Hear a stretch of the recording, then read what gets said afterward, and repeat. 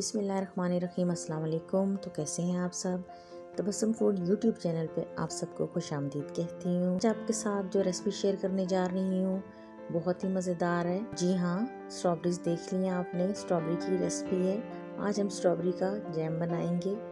Strawberry का jam बनाने के लिए मैंने यहाँ हाफ के जी स्ट्रॉबेरीज ली हैं। इन्हें अच्छे से तरीके से धो लिया है और इस तरह ऊपर से इनके पत्ते जो हैं अलग कर लेंगे और इस तरह स्लाइसेस में काट लेंगे। आप चाहें तो इस तरह लंबाई में काटें और अगर दूसरे तरीके से इस तरह से काटना चाहें तो इस तरीके से भी काट सकते हैं। और अगर आप इनको ग्राइंड करना चाहें तो ग्राइंड भी कर सकते हैं। यहाँ मैंने चीनी ली है 1 कप। आप चाहें तो चीनी बढ़ा सकते हैं या कम भी कर सकते हैं अपने टेस्ट के हिसाब से। और 1 बोतल ली है, गर्म पानी से धो के अच्छे तरीके से खुश्क कर लिए और 1 अदद लीमू। ये 3 इंग्रेडिएंट्स हैं जो इस जैम में जाएंगे। लो फ्लेम पे पैन रखा है चूल्हे पे, इसमें स्ट्रॉबेरी डाल दी है और साथ ही चीनी डाल दी है। अब इन दोनों चीज़ों को अच्छा सा मिक्स कर लें। मिक्स करने के बाद थोड़ी देर के लिए इन्हें छोड़ दें। इस तरह से चीनी जो है वो मेल्ट होनी शुरू हो जाएगी और इसका पानी बनना शुरू हो जाएगा और स्ट्रॉबेरी जो है इस तरह से इसका भी पानी बनना शुरू हो जाएगा और फिर इसी तरीके से ये अपने ही पानी में अच्छे तरीके से कुक होती रहेगी और यहाँ पे स्ट्रॉबेरी नरम हो जाएगी। अब बिल्कुल इसको लो फ्लेम पे ही पकाएंगे। ज़्यादा फुल फ्लेम करेंगे तो पानी जल्दी खुश्क हो जाएगा और स्ट्रॉबेरी अच्छी सी गलेगी नहीं, तो इसलिए लो फ्लेम पे पकाना है।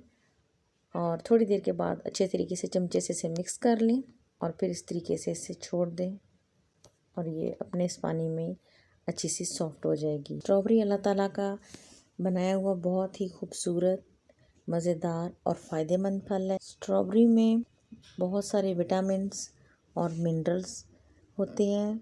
इसमें विटामिन सी, विटामिन के, पोटाशियम और मैग्नीशियम होता है। स्ट्रॉबेरी में कैलोरीज की मिकदार कम होती है और फाइबर की मिकदार ज़्यादा होती है। ब्रेन के लिए, कैंसर के लिए और दिल की बीमारियों के लिए बहुत ज़्यादा फ़ायदेमंद होती है। अब यहाँ इसमें नींबू निचोड़ दी है, 1 नींबू डाला है इसमें और पानी इसका बिल्कुल खुश्क हो गया है। नींबू इसलिए डाला है कि चीनी जो है वो इसमें जम ना जाए जैम बनने के बाद। यहाँ पे जैम का पानी बिल्कुल ड्राई हो गया है और स्ट्रॉबेरी भी अच्छी सी सॉफ्ट हो गई है। अब मुसलसल चम्मच चलाते रहेंगे ताकि स्ट्रॉबेरी अच्छी सी मैश हो जाए और यहाँ अल्हम्दुलिल्लाह स्ट्रॉबेरी मैश हो गई है और हमें जितनी जैम के लिए थिकनेस चाहिए ये बिल्कुल परफेक्ट है। अब यहाँ फ्लेम जो है वो हम बंद कर देंगे और यहाँ इसे बाउल में निकाल लिया है। आप चाहें तो इसे जार में भी डाल सकते हैं। बहुत ही मज़ेदार और खुशबूदार घर का बना हुआ होममेड जैम तैयार है। आप इस तरीके से घर में बनाएं, बहुत मज़ेदार बनता है। और मैं ये तो कह ही नहीं सकती कि आप इसको 2 महीने के लिए रख सकते हैं। हाँ, फ्रिज में आप इसे रखें, ये ख़राब नहीं होगा एयर टाइट जार में, लेकिन ये इतने टाइम के लिए बचता ही नहीं, इतना मज़ेदार बनता है। आप इसे ब्रेड के साथ इस्तेमाल कर सकते हैं। सुबह ब्रेकफास्ट में बच्चों को दें, इवनिंग में दें या लंच बॉक्स में ब्रेड के साथ लगा के दें या पराठे के साथ लगा के दें।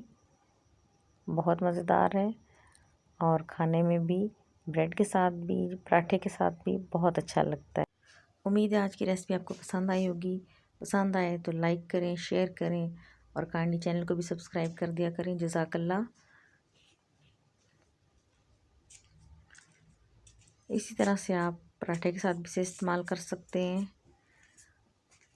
आगे रमज़ान है, रमज़ान में आप सहरी में से पराठे के साथ इस्तेमाल करें। और इसके साथ ही इजाज़त चाहती हूँ। अपना बहुत सारा ख्याल रखिएगा। इंशाल्लाह फिर मुलाकात होगी नेक्स्ट किसी अच्छी सी वीडियो के साथ। तब तक के लिए अल्लाह हाफिज़।